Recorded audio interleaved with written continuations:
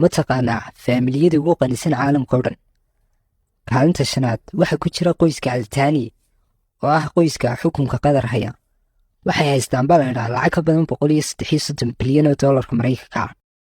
kaalinta afraad waxaa ku jira qoyska Maraykanka ah ee la yidhaahdaa Mars Family. hantida qoyskan waxay ka badan tahay la yidhaahdaa wax ka badan 142 bilyan oo doolarka Maraykanka ah. waxay leeyihiin shirkadda ugu weyn ee soo saarta waxyaabaha la xidhiidha macmacaanka iyo waxaas, gaar ahaana noocyada kala duwan ee nacnaca. kaalinta saddexaad waxaa ku jira qoyska Faransiiska ah ee la yidhaahdaa LMS Family.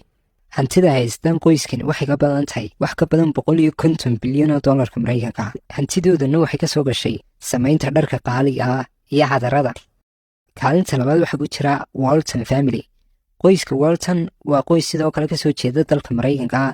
qoyskan hantidiisa waxaa lagu qiyaasaa 259 bilyan oo doolarka Maraykanka ah. waana qoyska leh shabakadaha Walmart. kaalinta koowaad waxaa ku jira qoyska haya xukunka dalka Imaaraadka, qoyska Al Nahyan. qoyskan waxaa la dhahaa lacagtoodu waxay ka badan tahay 300 bilyan oo doolarka Maraykanka.